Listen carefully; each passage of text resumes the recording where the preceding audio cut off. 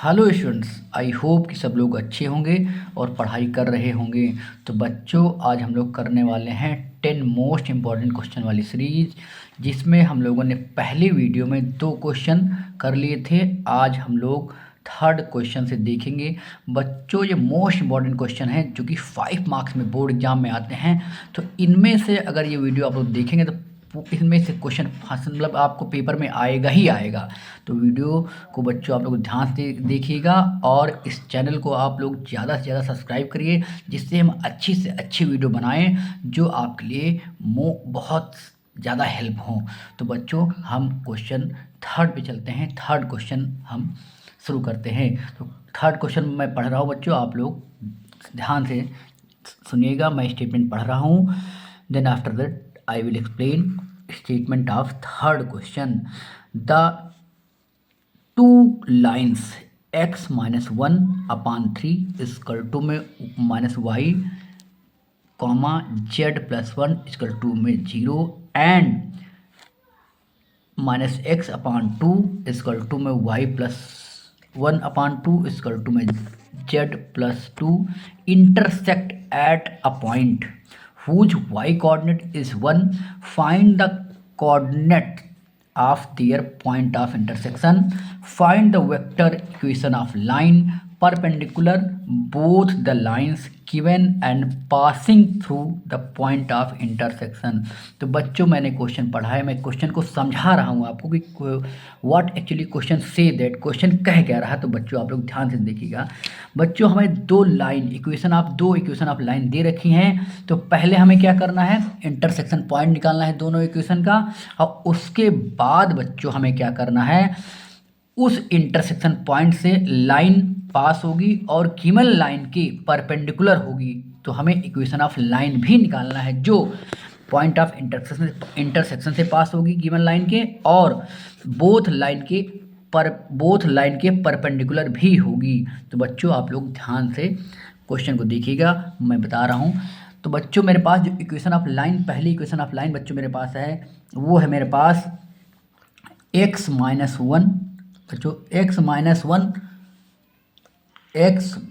1 अपान में 3 है equal to में माइनस y, यहाँ पे हम 1 कर सकते हैं बच्चों, इक्वल टू में z, अगर हम लिखना चाहें तो z प्लस 1 अपान में 0 मैं लिख सकता हूँ बच्चों।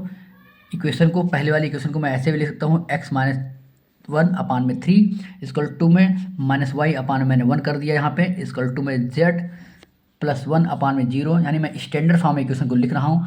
अगर इसको मैं लिखना चाहूँ यहाँ पे तो x माइनस 1 अपान में 3 इक्वल टू में बच्चों, क्योंकि स्टैंडर्ड फॉर्म में बच्चों इक्वेशन को लिखना बहुत ज़रूरी है, तो यहाँ पे बच्चों मैं y अपान में माइनस 1 लिख दूंगा, इक्वल टू में बच्चों यहाँ पे z प्लस 1 अपान में 0, ये मेरे पास स्टैंडर्ड फॉर्म में लिख दिया मैंने, इक्वल टू मैंने बच्चों यहाँ पे लेमडा मैंने मान लिया है। तो ये मैंने, अब यहाँ से बच्चों इस इक्वेशन पे मैं एक पॉइंट ले लूँगा, जनरल पॉइंट ले लूँगा। तो उसको आप, तो यहाँ मैं बच्चों देख रहा हूँ, मतलब कैसे करना है। तो यहाँ लिखूँगा बच्चों एनी पॉइंट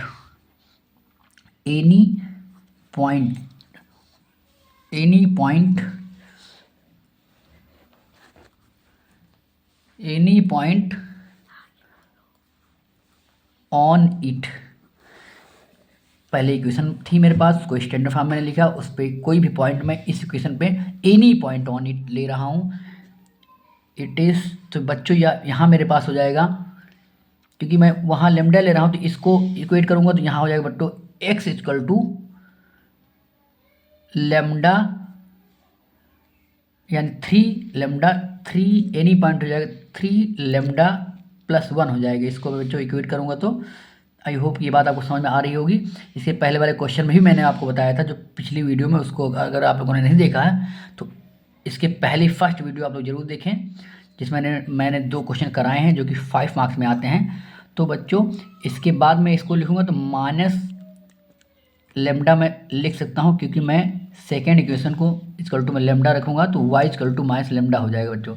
सिमिलरली मैं यहाँ पे मेरे पास जेड इक्वल टू मेरे पास -1 आ जाएगा बच्चों, क्योंकि ये 0 हो जाएगा तो जेड इक्वल टू यहाँ पे -1 हो जाएगा। तो यहाँ मेरे पास जो जर्नल पॉइंट आएगा, मेरे पास एनी पॉइंट, इस लाइन पे जो एनी पॉइंट आएगा वो आएगा 3 lambda plus 1 comma minus lambda comma -1, ये any point of given line पे आएगा।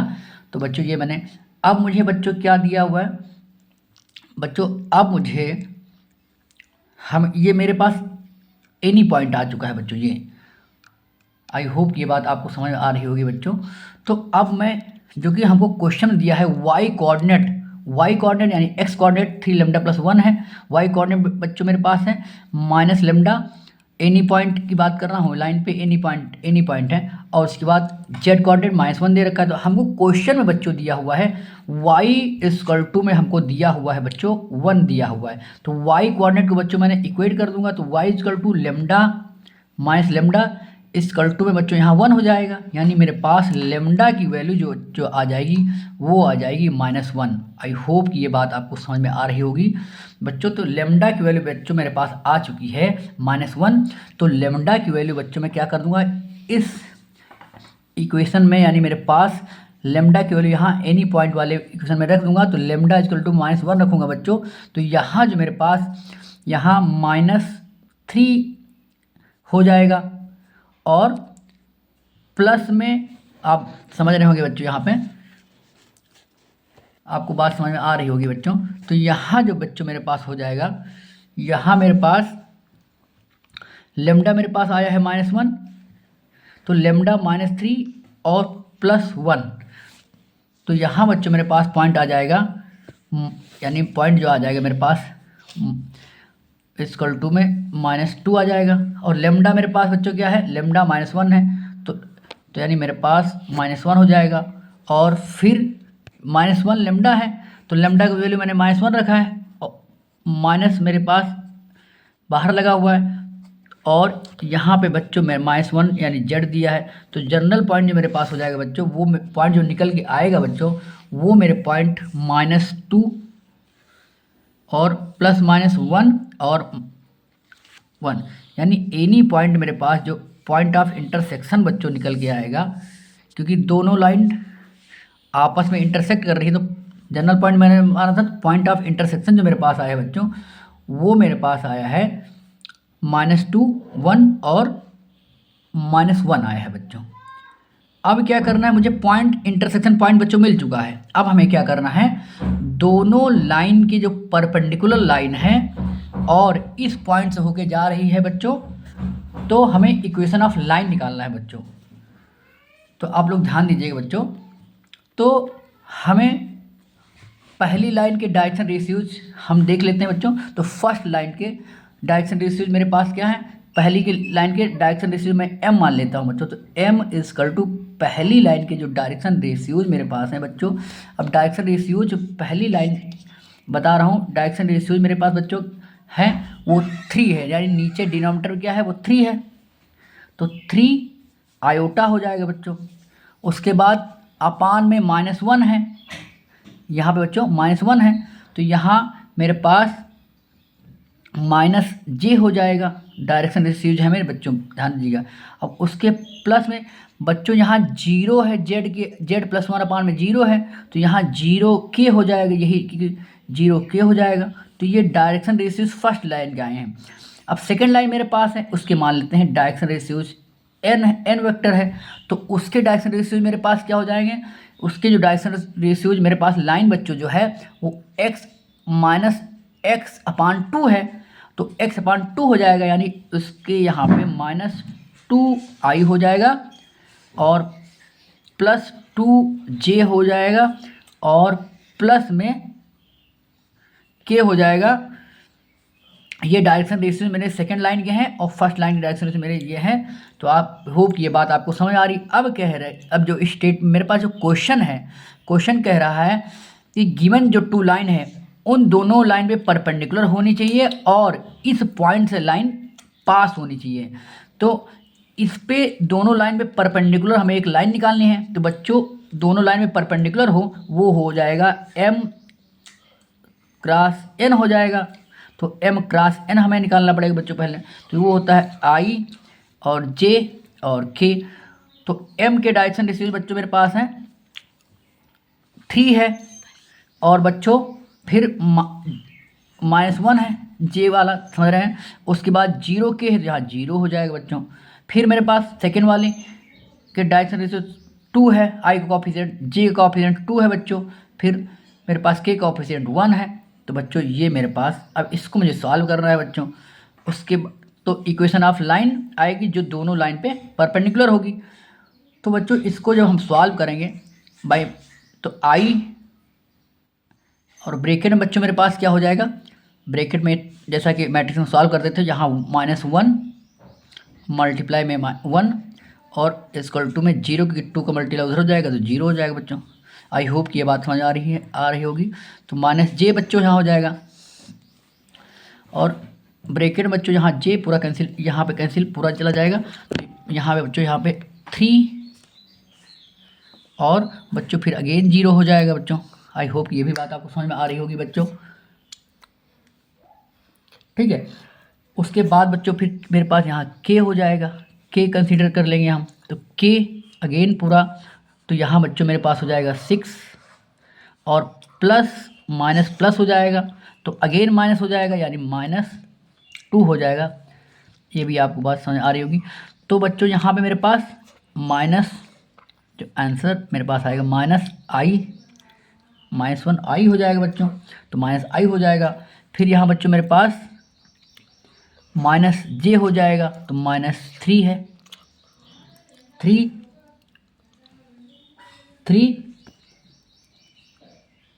j हो जाएगा। फिर बच्चों यहाँ मेरे पास 6 - 2 4k हो जाएगा। ये 4k, आई होप ये बात आपको समझ आ रही होगी बच्चों। तो बच्चों जो मेरे पास m क्रॉस n मिला है, यानी दोनों लाइन पे जो लाइन परपेंडिकुलर है वो मेरे पास ये लाइन मिली है। अब हमसे क्वेश्चन कह रहा है बच्चों, जो गिवन पॉइंट ऑफ इंटरसेक्शन मुझे ये मिल चुका है, और इस लाइन पे जो दोनों लाइन के परपेंडिकुलर लाइन है ये मिल चुकी है।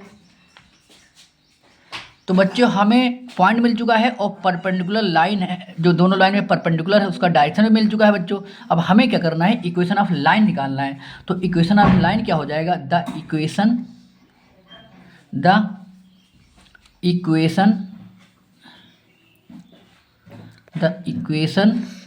Of the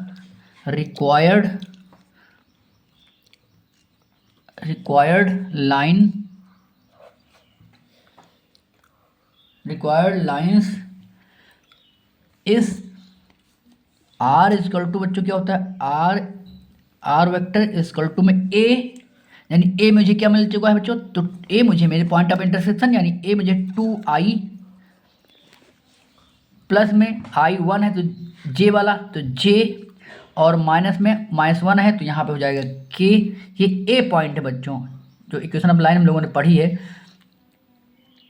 plus lambda times होता था पैरेलल वेक्टर के, तो यहाँ म्यू, क्योंकि मैं लेमडा ऑलरेडी यहाँ एक बार ले चुका हूँ, तो यहाँ म्यू टाइम्स जिस लाइन के पैरेलल है, तो दोनों लाइन के परपेंडिकुलर लाइन के पैरेलल है, तो दोनों लाइन के परपेंडिकुलर लाइन जो आई है मेरे पास, ये लाइन आई है, और इस लाइन के पैरेलल जो मेरे इक्वेशन निकालनी है, यानी यहाँ पे i और 3j और प्लस में 4k, यहाँ वेक्टर जो कैप लगा हुआ है, तो रिक्वायर्ड लाइन जो मेरे पास आई है ये आंसर आया हुआ है। आई होप ये क्वेश्चन आपको समझ में आया। तो बच्चों क्वेश्चन 4 देखिएगा, मैं स्टेटमेंट पढ़ रहा हूँ बच्चों, आप लोग ध्यान दीजिएगा। फोर्थ क्वेश्चन है, the two vectors i plus j plus k and 3i minus j plus 3k represent the two side OA and OB respectively of a triangle OAB, where O is origin. The point P lies on AB such that OP is median. Find the area of the parallelogram formed by the two adjacent side as O and O B. तो बच्चों मैं statement समझा रहा हूँ बच्चों, यहाँ मैं solution लिख दे रहा हूँ, सॉल्यूशन यहाँ लिख लेंगे, सॉल्यूशन। तो बच्चों कहने का मतलब है हमें एक ट्रायंगल दे रखा है बच्चों, मान लीजिए, तो ट्रायंगल मान लेते हैं बच्चों मेरे जो दे रखा है, मान लो ए पॉइंट ये मुझे दे रखा है बच्चों, ये मान लेते हैं ओ पॉइंट ये मान लेते हैं बच्चों, तो ओ ए और ओ बी इसको मान लेते हैं बच्चों, ओ बी मान ले रहा हूँ यहाँ पे, ओ बी मान ले रहा हूँ इसको। तो हमें कह रहा है कि टू वर्टिसेस जो कि आई प्लस जे प्लस के पहला, और उसके बाद बच्चों में जो 3i और minus J plus K represent two side of O A and O B respectively of a triangle O A B where O is, यानी ओ मेरे पास क्या है, ओरिजिन है। तो जो इस लाइन को यानी मेरे पास इस ये पॉइंट जो हो जाएगा बच्चों, ये हो जाएगा आई प्लस जे और प्लस के हो जाएगा, और जो ये पॉइंट बच्चों मेरे पास ओ बी वाला हो जाएगा, क्योंकि ओ ओरिजिन है तो ओ बी वाला हो जाएगा बच्चों 3i माइनस जे और प्लस 3k, ये हमको दे रखा है बच्चों। अब कह रहा है बच्चों, और ओ मेरे पास क्या है, ओरिजिन भी कह रहा है, कह रहा है the point P lies on A B. तो ए बी मान लेते हैं, ये मेरे पास ए बी है, ये मेरे पास बच्चों ये ए बी है, ये ए बी है। तो कह रहा है ए बी पे मेरे पास P पॉइंट कोई लाइज कर रहा है, P पॉइंट ए बी पे P पॉइंट कोई लाइज कर रहा है, P पॉइंट इसको मैं P मान ले रहा हूँ। P is a median of, median यानी P जो पॉइंट है ए बी का मीडियन, यानी ये मिड पॉइंट है ए बी का, ये बात कह रहा है क्वेश्चन में। कह रहा find area of parallelogram formed by two adjacent side O A and O P. तो पहले बच्चों हमें क्या करना पड़ेगा, पहले ओ पी का पॉइंट निकालना पड़ेगा। तो पी मेरे पास मिड पॉइंट है बच्चों, पी मेरे पास मिड पॉइंट है, और ये मुझे पॉइंट हमको मान लो दे रखे हैं। तो पी पॉइंट निकालने के लिए क्या करूँगा, आई यहाँ पे है और 3i यहाँ पे है, तो ये बच्चों हो जाएगा मिड पॉइंट है बच्चों, तो ये बच्चों 4i हो जाएगा बच्चों। सिमिलरली बच्चों यहाँ पे j है और यहाँ पे माइनस j है, तो ये कैंसिल आउट यानी 0 हो जाएगा, ऐड करूँगा तो। सिमिलरली बच्चों में यहाँ k है और यहाँ पे 3k है, यहाँ 4k हो जाएगा बच्चों। मिड पॉइंट कैसे निकालते हैं, तो यहाँ बच्चों में क्या करूँगा, 2 से डिवाइड भी करूँगा। आई होप यह बात आपको समझ आ रही है। तो 2 से मैं यहाँ डिवाइड भी कर दूंगा बच्चों, तो मेरे पास जो पॉइंट आ जाएगा बच्चों, यू आ जाएगा 2 आ जाएगा, 2i आ जाएगा, और प्लस में 0j आ जाएगा और 2k आ जाएगा, यानी मेरे पास जो OP का पॉइंट आ जाएगा बच्चों, वो हो जाएगा बच्चों, ये हो जाएगा। ये बात आपको समझ में आ रही होगी, आई होप ये बात आपको समझ में आई होगी। तो OP अब हमसे कहा है बच्चों, मान लीजिए मेरे पास कोई OA है, ये हमको मान लेते हैं कि O है, तो OA हमको दे रखा है, और एक कह रहा है कि पैरेललोग्राम कोई मान लो। अब ये जो मेरे पास मान लो ये पैरेललोग्राम फॉर्म हो रहा है, तो हमको एडजेसेंट साइड ये मान लेते हैं। अब क्या है, ये मेरे पास मान लो तो P पॉइंट है बच्चों, तो ये एडजेसेंट साइड का वेक्टर हमको दे रखा है बच्चों। तो P पॉइंट के वेक्टर मेरे पास, तो मैंने ऑलरेडी यहाँ पे A पॉइंट जो मेरे पास है i है प्लस j है और प्लस में k है। P पॉइंट का वेक्टर मैंने अभी फाइंड किया है, वो हो जाएगा 3i माइनस में 0j हो जाएगा, प्लस का मान लेता हूँ बच्चों कि 0 ही रहेगा, और प्लस में 2k हो जाएगा बच्चों, यहाँ पे 2 है बच्चों, सॉरी यहाँ ये वाला वेक्टर बच्चों यहाँ पे। तो 2i और 0j और 2k, ये मेरे पास बच्चों OP का मिला हुआ है, OP का 2 वेक्टर्स मेरे पास OP रिप्रेजेंट कर रहा है, OP साइड को रिप्रेजेंट कर रहा है, यहाँ पे OA साइड को रिप्रेजेंट कर रहा है। अब बच्चों हमें पैरेललोग्राम की एडजेसेंट साइड दे रखी हैं, हमें क्या करना है बच्चों, हमें पैरेललोग्राम का एरिया निकालना है बच्चों। तो पहले मैं क्या करूँगा, क्रॉस मल्टीप्लाई यानी OA, आपको याद हो बच्चों, तो OA इक्वल टू में OP होता है, और तो I यहाँ पे OA i j k, तो I मेरे पास पहला वेक्टर यानी 3 है, यानी 1 है, ये वाला 1 और यहाँ पे 1 और OP का वेक्टर यानी 2 है बच्चों यहाँ पे भी J मेरे पास 0 हो जाएगा और फिर मेरे पास 2 है। आई होप ये भी बात आपको समझ में आ रही होगी। तो OA और OP क्रॉस प्रोडक्ट निकालते हैं बच्चों, तो ये आपको वेक्टर में आप लोगों को याद होगा। तो OA क्रॉस OP निकालेंगे बच्चों।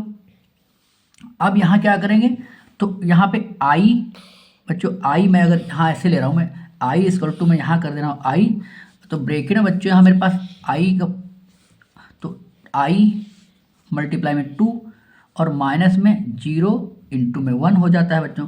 फिर बच्चों यहाँ क्या हो जाएगा, यहाँ माइनस J हो जाएगा, तो J अंदर ब्रेकेट में लूँगा तो यहाँ 1 मल्टीप्लाई में 2 और माइनस में यहाँ बच्चों 2 हो जाएगा। आई होप ये भी बात आपको समझ आ रही होगी। फिर बच्चों में यहाँ के ले लो हूँ बाहर, फिर अंदर यहाँ पे बच्चों कैप लगा हुआ ऑलरेडी, आपको समझ में आ रहा होगा। तो यहाँ बच्चों में के लूँगा बाहर, तो के एंट्री यहाँ पर डिलीट हो जाती है। उसके बाद 1 मल्टीप्लाई में 0 और माइनस में 2 हो जाएगा बच्चों। तो यहाँ जो मेरे पास आंसर निकल के आएगा बच्चों, तो वो हो जाएगा 2I, समझ रहे होंगे बच्चों। और यहाँ पे बच्चों 2 माइनस का 1, 2 माइनस 2 0 हो जाएगा बच्चों। तो यहाँ जो बच्चों मेरे पास आएगा वो हो जाएगा प्लस में 0 J हो जाएगा। फिर बच्चों यहाँ पे क्या होगा, यहाँ 0 है और यहाँ 2 है, तो यहाँ माइनस में 2K हो जाएगा। यानी मेरे पास बच्चों जो OA क्रॉस OP आया है निकल के बच्चों, जो एडिशन साइड का क्रॉस प्रोडक्ट निकल के आया है पैरेललोग्राम का, वो मेरे पास ये आया है। अब हमें क्या करना है बच्चों, हमें इसका एरिया निकालना है। तो एरिया निकालेंगे, तो एरिया क्या होता है, मैग्नीट्यूड इसका निकालें OP, तो इसका मैग्नीट्यूड निकालते हैं। मैग्नीट्यूड कैसे निकालते हैं बच्चों, 2 स्क्वायर हो जाएगा और प्लस में 0 का स्क्वायर हो जाएगा और प्लस में माइनस 2 का स्क्वायर, यहाँ पे स्क्वायर रूट बच्चों हो जाता है। तो यहाँ बच्चों 0 मतलब 4 और प्लस 4, यहाँ बच्चों 4 और प्लस 4 स्क्वायर रूट यानी 8 हो जाएगा। आप समझ रहे होंगे बच्चों। तो यानी OA क्रॉस OP बच्चों जो आएगा मेरे पास, उसका मैग्नीट्यूड जो मेरे पास आ जाएगा वो हो जाता है 2 रूट 2 टू 4, यानी मेरे पास ये मेरे पास एरिया आ जाएगा। यही मेरे पास एरिया यानी मेरे पास ये आपके पास आंसर हो जाएगा बच्चों। अगर बच्चों ये बात आपको समझ, अगर बच्चों एरिया ट्रायंगल होता है तो उसमें 1/2 होता है, बट यहाँ पे पैरेललोग्राम में अगर एडजेसेंट साइड हमको दे रखी है, अगर उसका एरिया निकालना होता है तो एडजेसेंट साइड का क्रॉस प्रोडक्ट होता है बच्चों, वही होता है। आई होप कि क्वेश्चन 4 भी आपको समझ में आया होगा। तो बच्चों क्वेश्चन नंबर 5 हम लोग देख रहे हैं। मोस्ट इंपॉर्टेंट क्वेश्चन है बच्चों, इस टाइप का भी क्वेश्चन आपका बोर्ड एग्जाम में आता है, तो आप लोग ध्यान दीजिएगा। क्वेश्चन नंबर 5 में रीड कर रहा हूँ। If A and B are two events such that probability A is equal to 1/3, probability B is equal to 1/5 and probability A union B is equal to में 11/30, find probability A by B, यानी conditional probability हमको A upon B निकालना है and conditional probability B by A निकालना है। तो बच्चों आप लोग ध्यान दीजिएगा। तो हमें क्या करना है, conditional probability A by B and B by A निकालना है बच्चों। तो probability हमें A by A दिया हुआ है बच्चों, probability हमें A दिया हुआ है, 1/3 दिया हुआ है बच्चों, और probability B is equal to हमको दिया हुआ है बच्चों 1/5 निकाल दिया हुआ है बच्चों, and probability A union B बच्चों हमको दिया हुआ है 11/30 दिया हुआ बच्चों। तो हम लोग हमें फार्मूला पता है बच्चों, आप लोग ध्यान दीजिएगा। तो A यूनियन B होता है, क्योंकि बच्चों हमें निकालना है probability, conditional probability A by B। तो कंडीशनल प्रोबेबिलिटी बच्चों A इंटरसेक्शन B की भी यूज होगा। तो इस वजह से बच्चों हम A union B equal to होता है बच्चों में ध्यान रखना है probability of A plus probability of B minus में प्रोबेबिलिटी ए इंटरसेक्शन बी होता है बच्चों, क्योंकि बच्चों कंडीशनल प्रोबेबिलिटी में हमें ए इंटरसेक्शन बी भी नीड हो, मतलब प्रोबेबिलिटी ए इंटरसेक्शन बी का भी हमें नीड है। तो इस वजह से पहले हम A intersection probability of A intersection B भी निकाल लेंगे, देन ए इंटरसेक्शन बी का यूज करके हम probability of A conditional probability A by B find कर लेंगे। तो आप लोग ध्यान दीजिएगा, तो प्रोबेबिलिटी ऑफ ए हमको दिया हुआ है बच्चों, तो ए यूनियन बी हमें दिया हुआ है बच्चों, तो ए यूनियन बी के प्लेस में मैं लिख ले रहा हूँ 11/30 दिया हुआ है बच्चों, ध्यान दीजिएगा आप लोग। और प्रोबेबिलिटी ए हमको दिया हुआ है बच्चों, तो प्रोबेबिलिटी ए 1/3 दिया हुआ है, प्लस में प्रोबेबिलिटी बी मेरे पास 1/5 दिया हुआ है बच्चों, माइनस में प्रोबेबिलिटी ए इंटरसेक्शन बी है बच्चों। तो आप लोग ध्यान दीजिएगा बच्चों, मैं इधर probability A intersection B equal to मेरे पास हो जाएगा, इसको मैं इधर लेके आया हूँ, और उसके बाद 1/3 प्लस 1/5, जब मैं इसको राइट साइड लेके आऊँगा तो माइनस में अपान में 30 हो जाएगा, ये आपको समझ में आ रहा होगा। तो इसको जब हम सिंप्लीफाई करेंगे बच्चों यहाँ पे, तो आएगा बच्चों यहाँ हो जाएगा बच्चों 10 प्लस में यहाँ पे 6 माइनस 11 हो जाएगा, अपान में बच्चों 30, जब मैंने एलसीएम ले लिया है 30 हो जाएगा, यानी जो मेरे पास आंसर सिंप्लीफाई करने के बाद आएगा बच्चों, यानी 16 माइनस 11 आपको समझ आ, यानी 5 अपान में 30 इक्वल टू, मैं जब यहाँ सिंप्लीफाई करूँगा 5 1 5 5 तो 1/6। तो बच्चों मेरे पास जो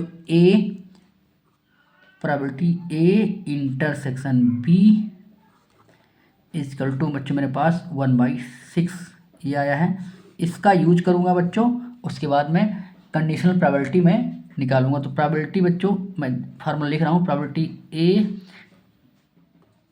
बाई बी कंडीशनल प्रोबेबिलिटी है बच्चों ये, तो ये होता है formula probability A intersection B, ध्यान दीजिएगा आप लोग, अपान में बच्चों जो नीचे होता है उसे प्रोबेबिलिटी बी। तो इंटरसेक्शन में फाइंड कर चुका हूँ बच्चों, तो इंटरसेक्शन मेरे पास बच्चों आया है, ध्यान दीजिएगा आप लोग, तो इंटरसेक्शन बच्चों मेरे पास 1/6 आया है, अपान में बच्चों मेरे पास प्रोबेबिलिटी बी मेरे पास होना चाहिए, तो प्रोबेबिलिटी बी हमें गिवन में है, यानी 1/5 बच्चों को गिवन में है बच्चों। इसको सिंप्लीफाई करेंगे बच्चों, तो यहाँ मेरे पास इसको मैं लिख सकता हूँ 5 अपान में 6, यानी प्रोबेबिलिटी मेरे पास A conditional probability A by B में मेरे पास 5/6 आंसर आया हुआ है, ये मेरे पास फर्स्ट आंसर हो जाएगा बच्चों। आई होप ये बात आपको समझ आई होगी।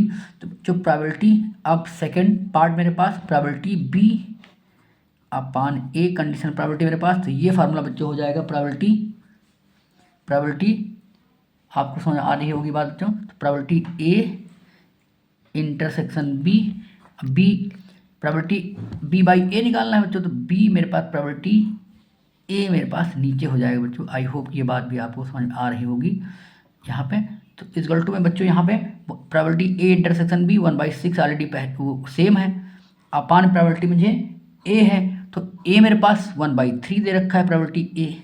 तो यहाँ जब बच्चों हम सिंप्लीफाई करेंगे यहाँ, तो यहाँ पे 3/6 हो जाएगा बच्चों। तो यहाँ सिंप्लीफाई करने के बाद मेरे पास 1/2 आ जाएगा बच्चों।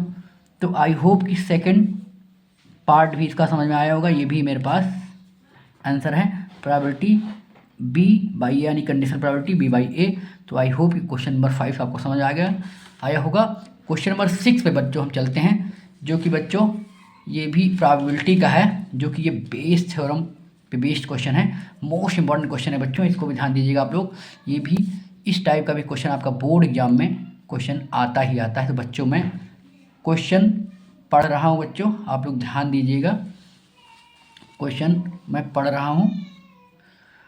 तो क्वेश्चन मेरे पास बच्चों, अ bag 1 contains 3 red and 4 black balls while another bag second contains 5 red and 6 black balls. One ball is drawn at random from one of the bag and it is found to be red. Find the probability that it was drawn from bag second. Question में समझा रहा हूँ बच्चों आपको। Bag मेरे पास बच्चों 2 हैं।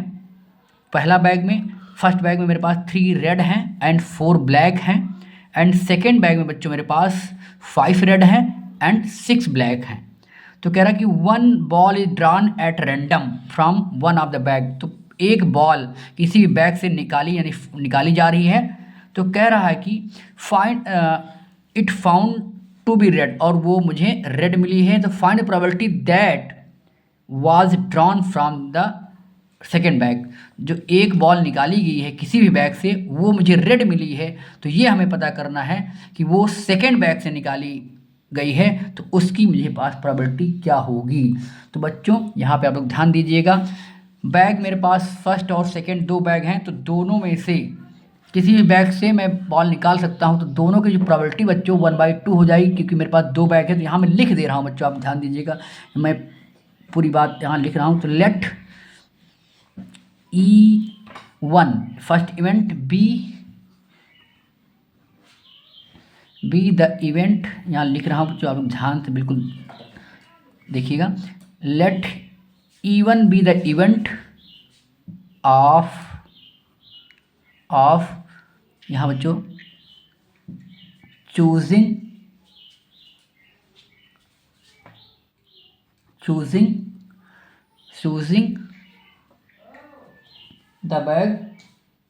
Choosing the bag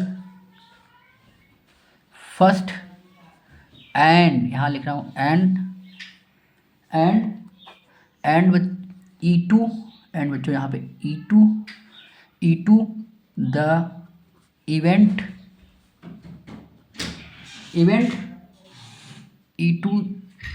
of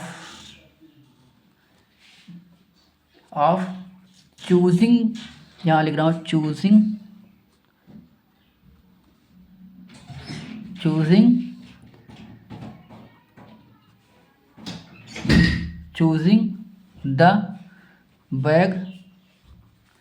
choosing the bag second and A. मेरे पास E1 मैंने इवेंट माना है कि फर्स्ट बैग से चूज कर रहा हूँ बॉल, और E2 मैंने माना है बच्चों को सेकेंड बैग से बॉल चूज कर रहा हूँ, और ए कोई मैं इवेंट मान रहा हूँ जो कि वो रेड बॉल के लिए मैं मान रहा हूँ। तो ए बी द इवेंट, यहाँ लिख रहा हूँ बच्चों A be the event of drawing, यहाँ लिख रहा हूँ ड्राविंग अ रेड बॉल। मतलब मैंने ए कोई इवेंट माना है जो कि हम रेड बॉल चूज कर रहे हैं। तो प्रोबेबिलिटी अगर बात करें देन, तो प्रोबेबिलिटी ऑफ E1 यानी कोई भी बैग मैं सेलेक्ट कर रहा हूँ इक्वल टू में प्रोबेबिलिटी ऑफ E2 कोई भी बैग सेकंड बैग चूज कर रहा हूँ। तो दोनों की जो प्रोबेबिलिटी बच्चों हो जाएगी E1 और E2 की, वो हो जाएगी 1/2, क्योंकि यहाँ पे मेरे पास 2 बैग हैं। तो बच्चों प्रोबेबिलिटी, क्योंकि रेड बॉल फर्स्ट बैग से निकलेगी उसकी प्रोबेबिलिटी में मान लो प्रोबेबिलिटी E/में E1 red ball first bag से निकले तो उसकी यहाँ पे लेके दे रहा हूँ P। यहाँ पे ड्राविंग, यहाँ बच्चों यहाँ पे लिख रहा हूँ मैं drawing red ball from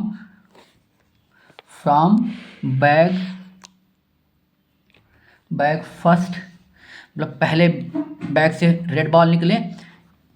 A red ball का इवेंट है और ये E1 मेरे फर्स्ट बैग का है, तो उसकी जो प्रोबेबिलिटी हो जाएगी बच्चों वो हो जाएगी मेरे पास, क्योंकि बच्चों फर्स्ट बैग में मेरे पास 3 है और टोटल जो बॉल मेरे पास है बच्चों वो 7 हो जाएंगे। 3 and 4, 3 रेड हैं तो वो हो जाएगी 3/7। आई होप ये बात भी आपको समझ में आई होगी। तो नेक्स्ट इसी तरह बच्चों मेरे पास P A अपान में अगर E2 कंडीशनल प्रोबेबिलिटी E2 की बात करें बच्चों तो वो हो जाएगा मेरे पास P, यानी यहाँ ब्रैकेट में फिर अगेन लिख रहा हूँ drawing red, same as it is ऊपर की तरह रेड बॉल, यहाँ पे बॉल फ्रॉम सेकेंड बैग लिखूंगा, फ्रॉम बैग सेकेंड यहाँ लिख दूंगा बच्चों। आई होप ये बात भी आपको समझ में आ रही होगी। तो सेकेंड बैग में बच्चों मेरे पास 5 रेड एंड 11 ब्लैक है, तो यहाँ 5 और 11 ऐड कर दूंगा, यहाँ 11 हो जाएगा, यानी रेड की जो प्रोबेबिलिटी आ जाएगी 5/11 आ जाएगी। आई होप ये भी आपको बात में समझ में आ रही होगी। तो बच्चों हमें जो क्वेश्चन में कहा गया कि प्रोबेबिलिटी आप फाइंड करिए जो कि सेकेंड बैग से बॉल निकली हो, यानी मैं लिखूंगा यहाँ पे प्रोबेबिलिटी लिख दूंगा बच्चों, यहाँ पे यहाँ बच्चों लिख रहा हूँ मैं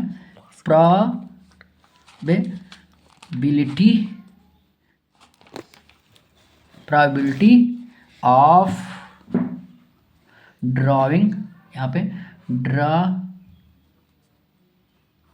drawing a ball from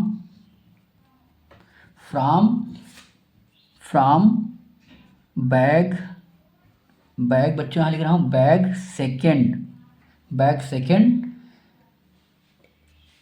second और कौन सी बॉल होनी चाहिए, कौन सी बॉल है,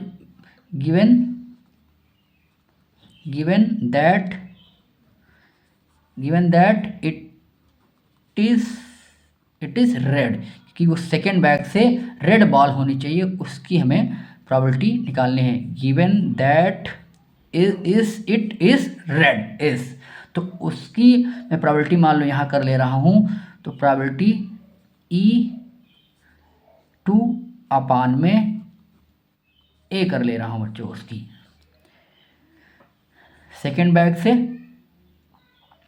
रेड हमको दिया गिवन में और वो सेकेंड बैग से होनी चाहिए बच्चों, तो हमें तो उसकी जो प्रोबेबिलिटी अगर हम फार्मूला अप्लाई करेंगे बच्चों तो यहाँ मेरे पास हो जाएगा, यानी हमें निकालना है क्या, प्रोबेबिलिटी E2 यानी सेकेंड बैग से रेड होनी चाहिए, और मैंने ए जो माना था बच्चों क्या माना था, वो रेड माना था, ये जो मैंने इवेंट माना था बच्चों वो मैंने रेड बॉल के लिए माना है, और E2 जो इवेंट है वो मुझे सेकेंड बैग से है, तो उसकी जो प्रोबेबिलिटी अगर मैं यहाँ लिखूँगा तो फार्मूला जो मेरे पास बनता है बच्चों, प्रोबेबिलिटी E2 मल्टीप्लाई में यहाँ पे होता है प्रोबेबिलिटी A अपान में E2, ये हो जाएगा बच्चों अपान में प्रोबेबिलिटी E1 मल्टीप्लाई में प्रोबेबिलिटी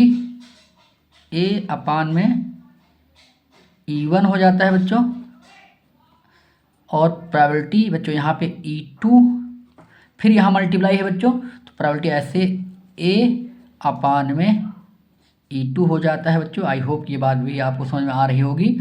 तो बच्चों यहाँ पे वैल्यू पुट कर देंगे हम बच्चों, तो बच्चों यहाँ पे प्रोबेबिलिटी E2 मुझे क्या दे रखा है बच्चों, प्रोबेबिलिटी E2 की मेरे पास जो प्रोबेबिलिटी है वो 1/2 है बच्चों, और उसके बाद प्रोबेबिलिटी A अपान E2 की प्रोबेबिलिटी मेरे पास क्या है, वो बच्चों क्या है, वो मेरे पास E2 की बात कर रहा हूँ मैं बच्चों, तो A अपान E2 वो 5/11 है बच्चों। आई होप ये बात भी आप समझ आ रही होगी। नीचे मेरे पास क्या हो जाएगा बच्चों, नीचे प्रोबेबिलिटी E1, तो E1 भी मेरे पास 1/2 हो जाएगा, फिर प्रोबेबिलिटी A अपान में E1 यानी उसकी प्रोबेबिलिटी यानी फर्स्ट बैग की प्रोबेबिलिटी मैं निकालूंगा, तो फर्स्ट बैग वाली प्रोबेबिलिटी मेरे पास 3/7 दे रखा है, A अपान E2 तो 3/7 हो जाएगा, plus again probability of plus में अगेन प्रोबेबिलिटी ऑफ E2 यानी मेरे पास अगेन 1/2 होगा, मल्टीप्लाई में probability of A upon E2 यानी वो 5/11 हो जाएगा। आई होप ये भी आपको बात समझ में आ रही होगी बच्चों। तो बच्चों यहाँ 5/11 है, अब इसको मैं सिंप्लीफाई कर दे रहा हूँ, तो सिंप्लीफाई करने के बाद जो भी मेरा आंसर आ जाएगा बच्चों, सिंप्लीफाई करने के बाद मेरे पास 35 अपान में बच्चों मेरे पास 68 आंसर इसका आ जा रहा है। तो तो बच्चों ये भी जो मेरे पास क्वेश्चन है मोस्ट इंपॉर्टेंट क्वेश्चन है फॉर बोर्ड एग्जाम, तो इस टाइप का भी क्वेश्चन आपका बोर्ड एग्जाम में आएगा। तो बच्चों क्वेश्चन नंबर 7 पे हम लोग चल रहे हैं। क्वेश्चन नंबर 7 हम पढ़ रहे हैं, आप लोग ध्यान दीजिएगा, मोस्ट इंपॉर्टेंट क्वेश्चन है बच्चों। The volume of a cube is increasing at a rate 8 centimetre cube पर second. How fast is the surface area increasing when the length of an S is 12 centimetre. यानी बच्चों हमें volume of cube जो given में है, यानी मुझे given में है बच्चों वॉल्यूम ऑफ क्यूब 8 सेंटीमीटर पर सेकेंड की दर से क्या कर रहा है, इंक्रीज कर रहा है बच्चों। तो हमें क्या करना है, सरफेस एरिया इंक्रीजिंग, कौन सी रेट से सरफेस एरिया इंक्रीज करेगा, व्हेन एज यानी साइड हमको दे दिया गया है बच्चों, क्यूब की साइड जो दी गई है वो 12 सेंटीमीटर दी गई है। तो बच्चों आप लोग ध्यान दीजिएगा, तो यहाँ मैं लेट मान लेता हूँ एक्स क्या है, x be the length of, मतलब एक्स को मैं लेंथ मान रहा हूँ क्यूब की। तो यहाँ लिख दे रहा हूँ let X be the length, ध्यान दीजिएगा आप लोग, length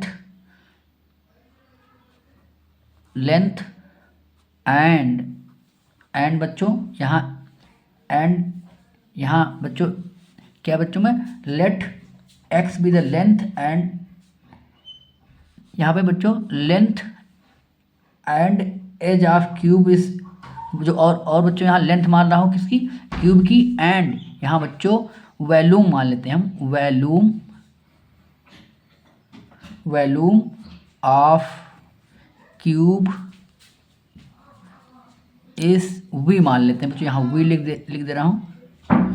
late X be the length and H, यानी बच्चों क्या हो जाए, क्यूब में क्या होता है, यहाँ पे बच्चों मैं कर ले रहा हूँ लेंथ एंड एज कर ले रहा हूँ बच्चों, यहाँ पे यहाँ एज कर ले रहा हूँ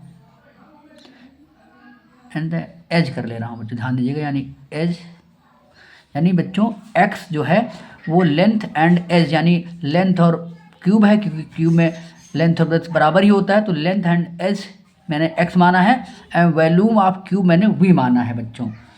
तो एंड बच्चों यहाँ पे वी माना है, एंड यहाँ पे मैं लिख दे रहा हूँ and S be the surface area, S be the surface area मान ले रहा हूँ बच्चों, surface area at any time T मान लेता हूँ। तो बच्चों मैंने क्या माना है, तो बच्चों मेरे पास जो वॉल्यूम हो जाएगा बच्चों वो हो जाएगा एक्स क्यूब, क्योंकि एक्स जो मेरे पास एज है या फिर लेंथ है, एक्स क्यूब है, तो क्यूब में क्या होता है कि ऑल साइड इक्वल होती है, यानी एक्स मैंने माना है, और मैंने एंड एस इक्वल टू क्या हो जाएगा, यानी सरफेस एरिया मेरे पास क्या हो जाएगा, वो बच्चों हो जाएगा 6x² हो जाएगा बच्चों। हमें गिवन में बच्चों मेरे पास है, गिवन में मेरे पास जो है बच्चों वो मेरे पास गिवन में दे रखा है बच्चों, यानी मेरे पास गिवन में है dv अपान में dt इक्वल टू दे रखा है बच्चों 8 सेंटीमीटर क्यूब पर सेकेंड दे रखा है, ये ध्यान रखना बच्चों आपको। तो बच्चों यहाँ अगर मैं यहाँ बात करूँ तो dv डिफ्रेंशिएट कर रहा हूँ, dv with respect to t, तो dv यहाँ बच्चों हो जाएगा 3x स्क्वायर, आप समझ रहे होंगे बच्चों, और यहाँ पे dx अपान में x का फिर से रिस्पेक्ट में, यानी x का t के रिस्पेक्ट में अगेन डिफ्रेंशिएशन हो जाएगा बच्चों। अब मेरे पास बच्चों इसको मान ले रहा हूँ इक्वेशन बच्चों फर्स्ट मान ले रहा हूँ मैं, इसको फर्स्ट मान ले रहा हूँ इक्वेशन फर्स्ट, और मुझे पास dv अपान dt दे रखा है बच्चों, तो यहाँ मैं पुट कर दे रहा हूँ dv अपान dt की प्लेस पे 8 इक्वल टू में 3x स्क्वायर dx अपान dt, यानी यहाँ पे dv अपान dt की जगह मैंने 8 पुट कर दिया, ये हमको गिवन में है बच्चों। तो यहाँ अगर बात करें बच्चों तो यहाँ पे dx अपान में dt मेरे पास क्या हो जाएगा बच्चों, आप ध्यान दीजिएगा, तो 8 अपान में, आपको समझ बात आ रही होगी, 8 अपान में 3x स्क्वायर ये बच्चों मुझे मिला है dx अपान में dt, ये मुझे मिल गया है बच्चों। अब मुझे सरफेस एरिया इक्वल टू में मुझे 6x स्क्वायर होता है सरफेस एरिया, तो इसको मैं डिफ्रेंशिएट कर रहा हूँ, तो इसको मैं डिफ्रेंशिएट कर रहा हूँ ds अपान dt के रिस्पेक्ट में, तो ये मेरे पास हो जाएगा बच्चों 12 हो जाएगा 2 मिनट, और बच्चों यहाँ हो जाएगा, आप समझ रहे होंगे बच्चों मैं क्या कहना चाह रहा हूँ। तो 12x और x का अगेन डिफ्रेंशिएशन हो जाएगा बच्चों, तो यहाँ पे हो जाएगा dx अपान में dt हो जाएगा बच्चों। आई होप कि ये भी बात आपको समझ में आ रही होगी बच्चों। तो dx अपान dt के प्लेस में मुझे गिवन में है, मैंने अभी फाइंड किया है, तो उसके प्लेस से बच्चों मुझे 12x और मल्टीप्लाई में है dx अपान dt के प्लेस में क्या रख दूंगा 8 अपान में 3x square.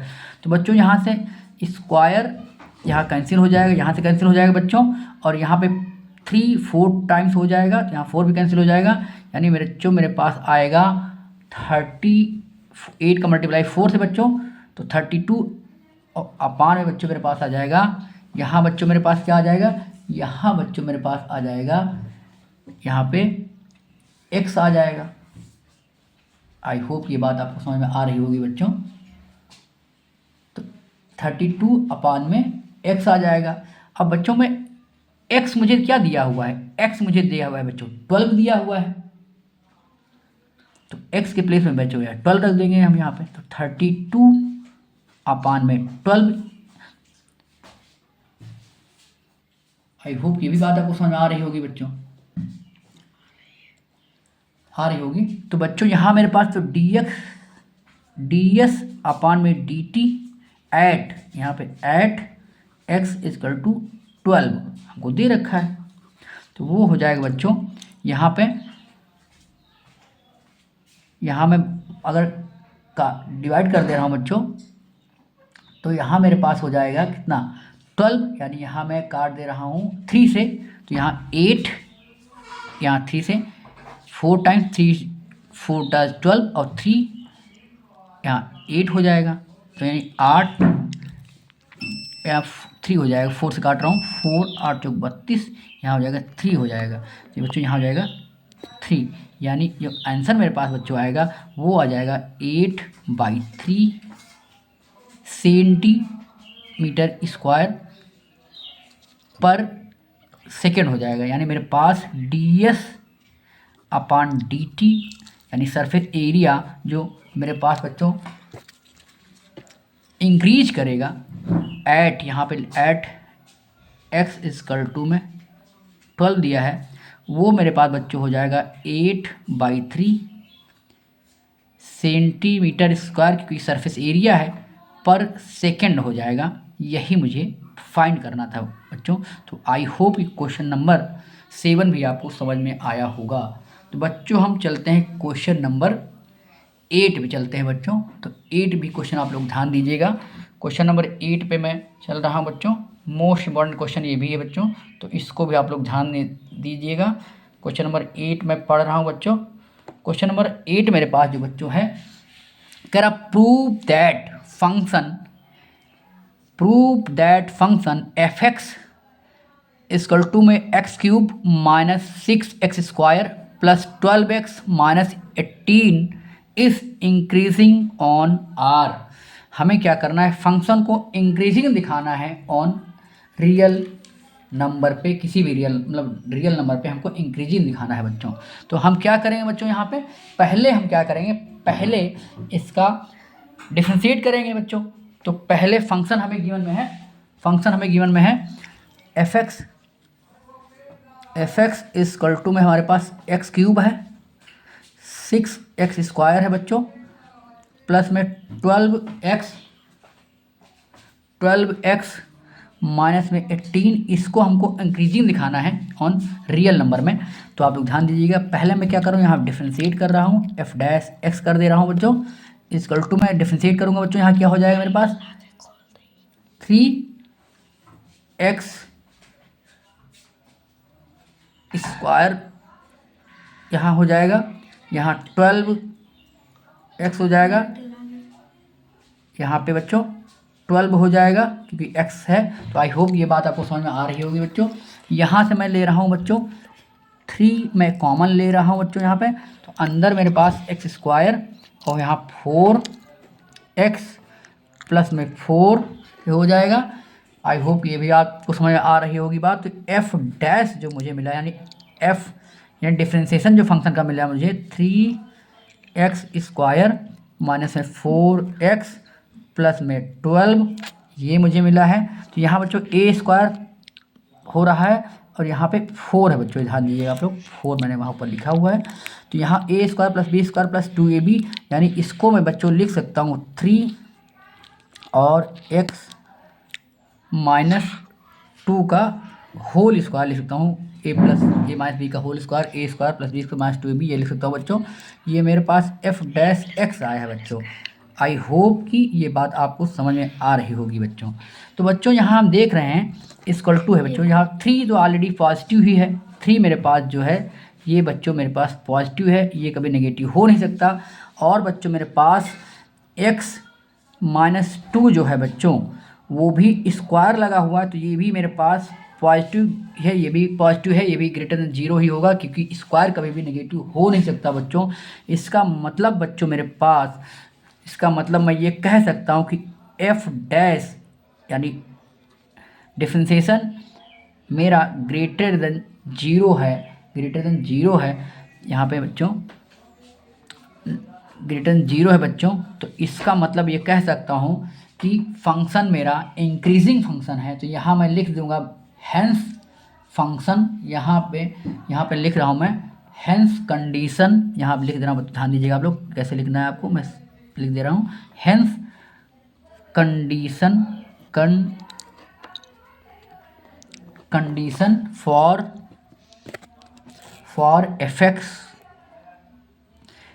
fx b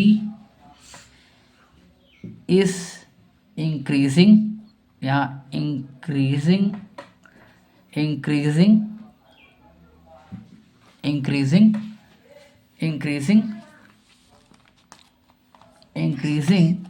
hence condition fx b is increasing condition, तो therefore fx is increasing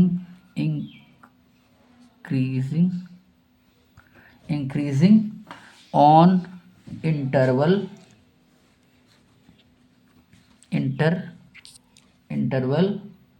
x belongs to real number. क्योंकि यहाँ फंक्शन जो मेरे पास था इफेक्ट था वो इंक्रीज कर रहा है, तो किसी भी रियल नंबर पे फंक्शन इंक्रीज करेगा, ये मैंने प्रूफ कर दिया है। आई होप ये क्वेश्चन नंबर 8 भी आपको समझ में आया होगा। तो बच्चों क्वेश्चन 8 तक हमने अभी इस वीडियो में कर लिया है, आगे के क्वेश्चन बच्चों नेक्स्ट वीडियो में करेंगे क्योंकि वीडियो काफ़ी बड़ी हो जा रही है। तो बच्चों आप लोग इस चैनल को आप लोग ज़्यादा से ज़्यादा सब्सक्राइब करिएगा बच्चों, और इस वीडियो का जो बच्चों PDF है अपने चैनल के डिस्क्रिप्शन में टेलीग्राम का लिंक लगाया है मैंने, वहाँ पे जाके आप लोग टेलीग्राम ज्वाइन कर लीजिएगा और इस वीडियो का PDF आप टेलीग्राम से डाउनलोड कर लीजिएगा, जिससे आपको रिवीजन करने में काफ़ी हेल्प मिलेगी बच्चों। और इस चैनल पर ज़्यादा से ज़्यादा आप लोग जुड़िए और दोस्तों को शेयर करिए, वीडियो पसंद आ रही है तो। Thank you.